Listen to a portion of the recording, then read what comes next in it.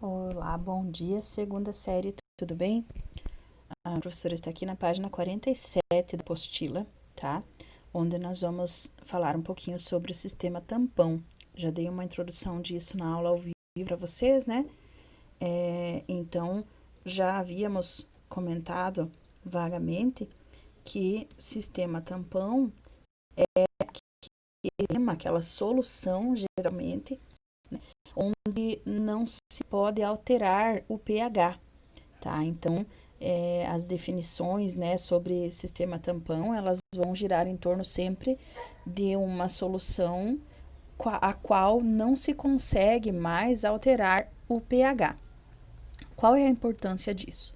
Porque dependendo do tipo de situação, em um meio mais ácido ou mais básico, né, que sofra uma alteração aí de acidez ou de basicidade, pode se desenvolver doenças, podem se não sobreviver alguns micro-organismos necessários, enfim, não seriam condições adequadas, né? Então, é necessário que haja a manutenção de um valor constante de pH.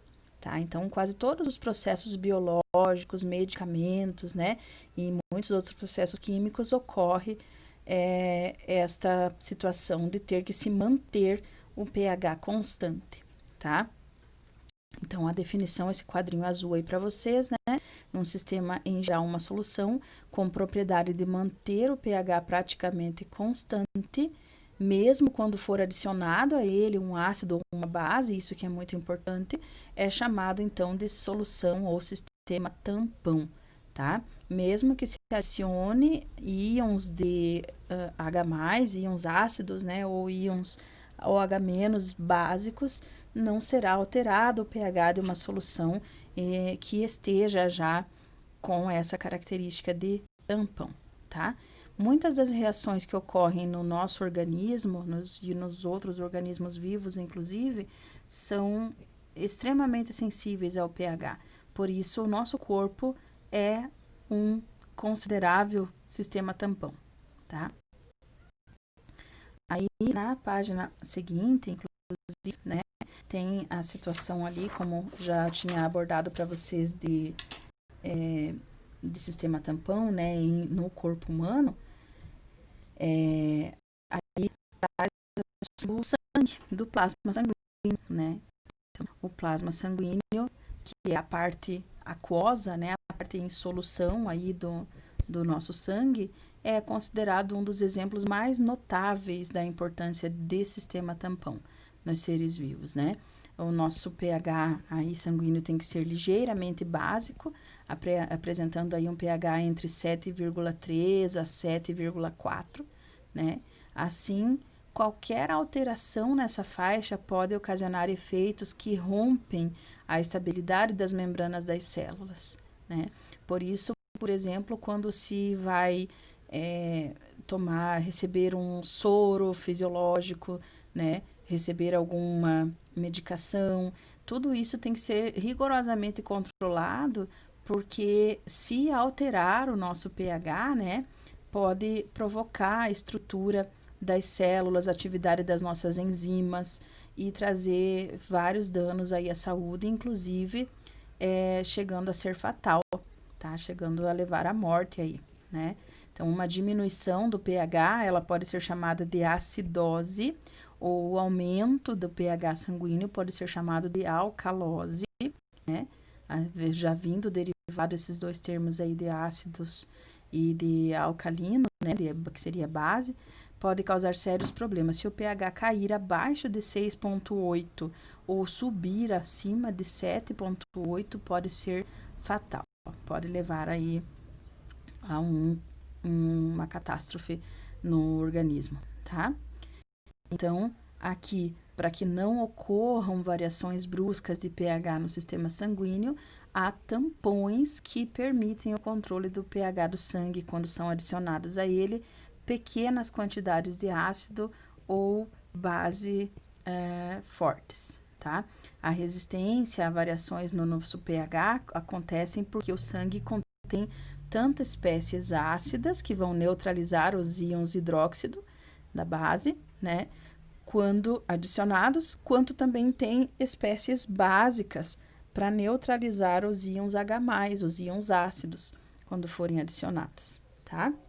Aí, na sequência, ainda na página 48, né, tem ali sobre as características aí, né, dos tampões, que geralmente são formados por um ácido ou uma base fraca, juntamente com o sal correspondente que foi originado por esse sal e essa base, tá? Então, o tampão ácido vem do ácido fraco e o sal do ácido. Por exemplo, ácido carbônico, né? E hidrogênio carbonato. Esse é um exemplo de tampão ácido, uma solução que gera uma solução tampão ácida, tá? Um tampão básico, a origem de uma base fraca e o sal desta base fraca. Por exemplo, hidróxido de amônio e o íon amônio, né? Esse seria um exemplo de união aí para formar um tampão básico, tá?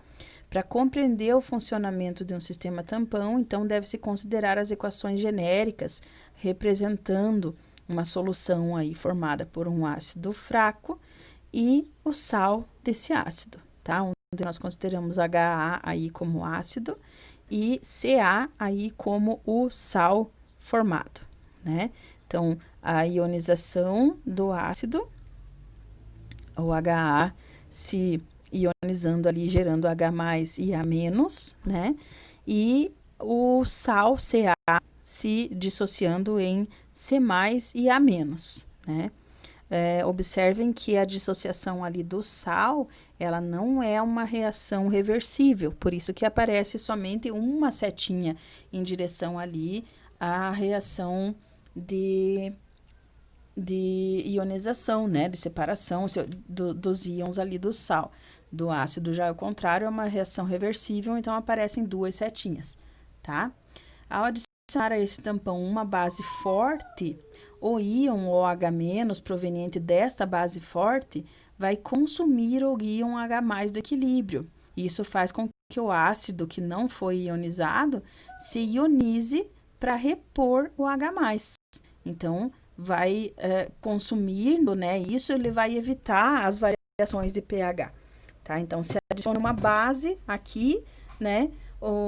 Para compensar o caráter ácido, a quantidade de ácido que não tinha sido ionizada, ela vai produzir ali mais ácido para equilibrar novamente o pH, né? E ao contrário, se adicionar um ácido forte, a concentração de H+ vai aumentar ali na solução, né? Dessa maneira, o H+ que foi acrescentado vai consumir o íon A-, originando novamente o sal não ionizado, para evitar as variações novamente de pH, certo? Então, adicionando aqui, né, o ácido, ele vai trabalhar em devolver, né, voltar ao equilíbrio no sentido do ácido não ionizado, do HA.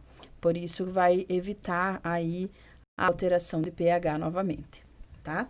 Então, isso tá ali na página 48, já finalizando, né? E na página 49, inclusive um experimento, tá? Que seria a demonstração aí do efeito tampão de comprimidos efervescentes com extrato de repolho roxo, né? Então, normalmente a gente utiliza muito o extrato de repolho roxo como um indicador químico, né? Porque ele tem essa propriedade aí de mudança de cor nas substâncias. Então, é bastante indicado, é bastante utilizado aí o repolho roxo nas soluções, nas práticas aí de laboratórios mais, digamos, não profissionais, né? Laboratórios não profissionais, laboratórios escolares, por exemplo, é muito fácil de trabalhar com ele. Então, o extrato de repolho roxo é um indicador bem favorável.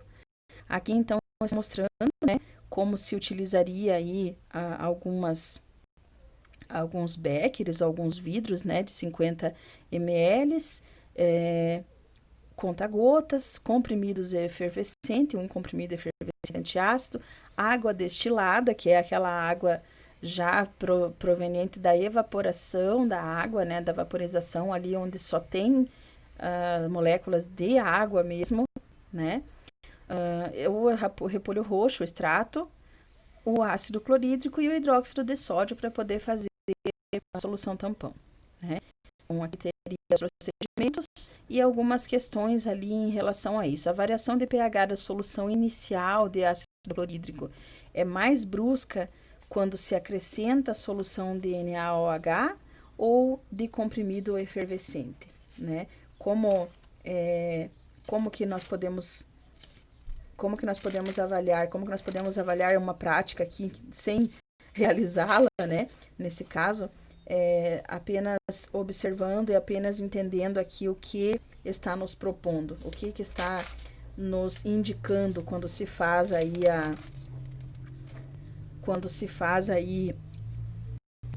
a produção de um sistema tampão, né? Então, veja, a partir do momento que você coloca o hidróxido de sódio ou o ácido clorídrico, não vai ocorrer a quantidade de alteração significativa da solução que contenha o comprimido efervescente, tá?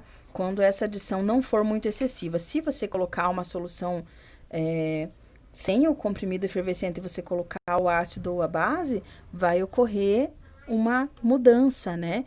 Brusca, mesmo que seja pequenas quantidades de ácido ou de base, vai ocorrer uma mudança brusca de coloração, tá? Então, o que se entende, o que podemos responder, que não vai ocorrer variação significativa de pH na solução que tem o comprimido efervescente, tá? Ele atua como um controlador de pH, não deixando que ocorram mudanças bruscas. Ele funciona, então, como uma solução tampão, certo? Já na outra vai ocorrer uma mudança mais brusca. Porque a ingestão em excesso de antiácidos também pode trazer consequências indesejáveis para o nosso organismo. Vejam, como nós ingerimos aí os antiácidos, né, para quando está com azia, quando está com queimação, quando a gente faz essa ingestão, a gente utiliza esse medicamento como uma solução tampão, como uma solução que neutralize a acidez do nosso estômago, por exemplo, né?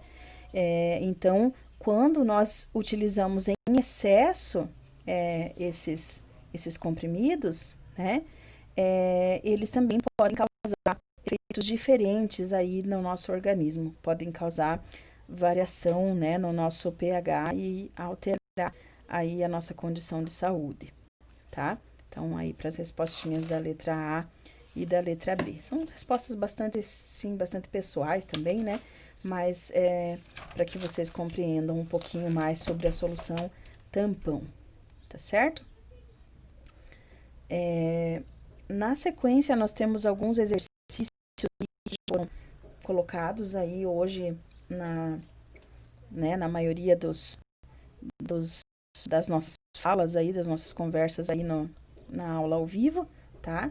Mas eu gostaria que vocês vissem as questões que ainda não foram respondidas aí desta página 50 e me enviem aí como tarefa até a sexta-feira, tá? Então, até sexta-feira, dia 18, vocês podem me enviar aí as questões da página 50 sobre hidrólise e solução tampão, para nós corrigirmos aí na sequência, certo? Então, algumas até estão aparecendo aqui, né? As demais aí vocês vão fazer e me enviar, que nós tiramos as dúvidas aí na nossa próxima aula ao vivo. Ok? Então, um abraço, tá? E boa semana de estudos.